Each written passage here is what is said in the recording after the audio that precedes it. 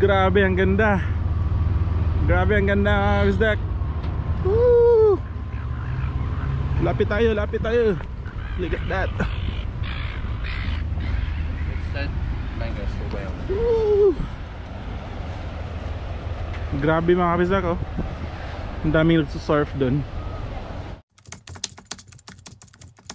So andito kami ngayon mga kabisdak sa Wollongong, sa pinaka-center ng Wollongong. At napakaganda mga kabisdak. Actually ayaw ko na sana mag-vlog kasi gusto kong mag-relax mga kabisdak. Wala akong plano na mag-vlog ngayon. Pero nung dumating kami dito, parang naisip ko na ang sayang pag hindi ko i-share sa inyo mga kabisdak itong nakikita namin ngayon. Kasi sobrang ganda talaga. Woo! Tapos sa likod mga kabisdak yun, dun, kita nyo, lighthouse. So pupunta tayo dun na side kasi maganda din yung view dun. Kasi itong dagat, hanggang ano to, umiikot to. Parang bay na to siya, ito. Umiikot, so punta tayo dun, hanggang dun. Dito pa sila si Ami sa loob ng sasakyan. Yun, come on, let's go. Let's go guys. So ito kasama pa rin namin si Bing mga kabisdak. Mag-hi. Ami, tsaka si Gian. Show them. You're on the camera. Yeah. Oh, alright, come here, come here. Oh. Bang! Gian the piggy. So andun sila si Bing, si Ami, tsaka si Gian. And pupunta kami sa likod mga kabisdak doon. Maganda din view dito sa likod. Daming bumibili ng ice cream mga kabisdak kasi sobrang init ngayon. Actually katatapos lang ng winter, spring pa sana ngayon. So hindi pa talaga masyadong mainit. Pero ngayong araw na to sobrang init. Grabe, ang ganda mga kabisdak ko. Ang gaganda nila at saka yung view. So ito yung view mga kabisdak. You know, kahapon doon kami sa beach na yun, yun yung side na yun. And then ito yung center ng Wollongong. Grabe, ganda talaga. Ang daming mga ganda sa Australia mga kabisdak. Tapos itong nasa likod ko mga kabisdak, yan yung lighthouse. Ito yung sikat na lighthouse nila dito. Yung tawag nila is Wollongong Head Lighthouse. And yan nasa gitna. Ano yan mga kabisdak? Hole siya. So titingnan natin kung ano yung nasa. Pakita ko sa inyo. Alright, let's go. So ito yan.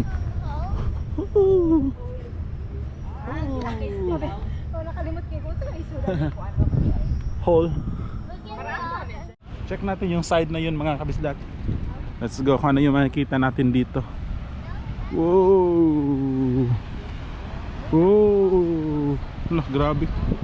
Is it low tide? Low tide ba? Come here, you can see from here. We're not going. Yun mga kabisdak pa dun sa side na yun. Parang mystery siya. Bakit yung bato or yung stone, yung rock formation, ba't naging ganyan? Ba't ano siya? Naging ano lang, yung level para siyang naging stage, yung gano'n, no? So ba't naging ganyan yan mga kabisdak? Marami din tao dun.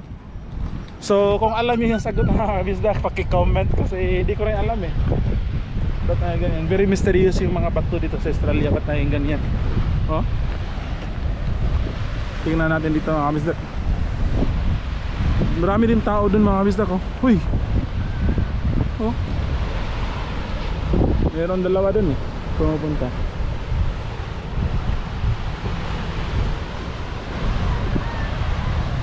So mga kakabisdak, kung meron tayong makikita. Wow! Woo! So ito yung view mo dito mga kabisdak, dito na side. Nakikita mo, may dalawang tao dun. Delikado din yan eh, mahulog sila dyan. Andun sila mga kabisdak dun.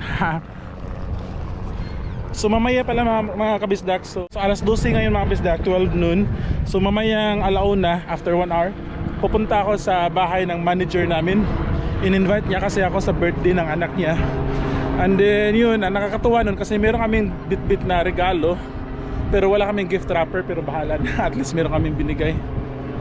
So for now, pasyalan muna kami dito kasi napakaganda ng lugar mga kabisdak. Hi Daddy! Hello!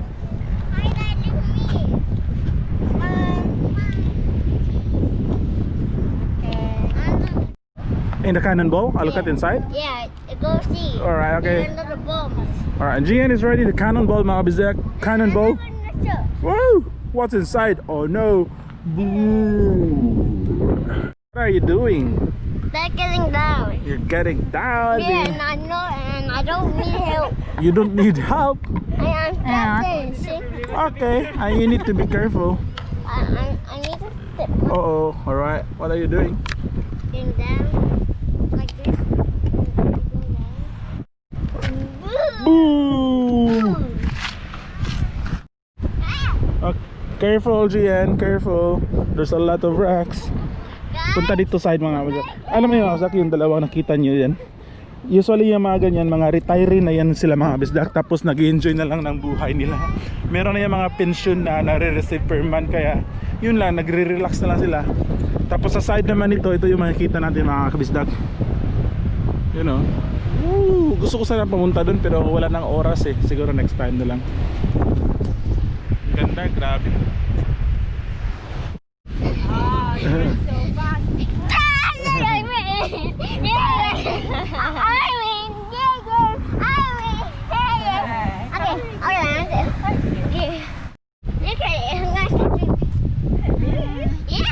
May haba mini-mini mo.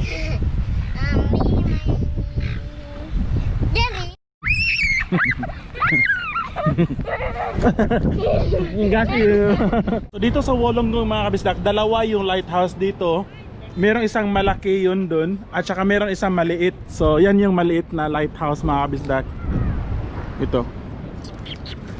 Maganda din dito mga kabisdak. Tsaka yung dito sa maliit na side, mas malapit siya sa dun. Yung area na dun, yan yung pang park dyan.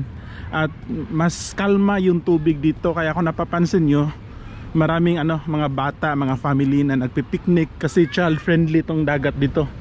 Mas siya, mas kalma yung tubig dito. Nadaming mga bata naliligo mga kabisdak. Tapos yung side naman sa kabila, yung may malaking head lighthouse talaga, yung main lighthouse.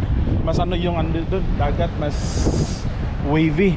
Ngayon nakikita nyo ito mga kabisdak, may mga malaking mga bato na sa gilid. Tapos yan, ito yung makikita nyo dyan. Parang ginawa nila tong yung wall para yung hangin tsaka yung dagat. Oh. Yan yun dyan. Ayun, let's go. Dito mga kabisdak, so ito yung makikita nyo dito mga kabisdak. Maraming mga yacht or mga tingnan yun. So maraming mga yacht or mga barko-barko na nakapark dito, yung mga maliliit na boat. Very scary.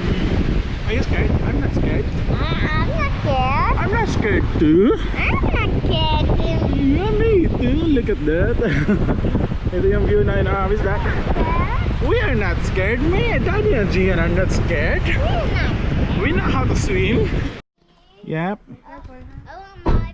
You want your present. So mga bisdak, so andito na kami sa bahay ng manager namin. So hindi na ako mag-vlog doon kasi nahiya naman ako, tapos privacy na rin.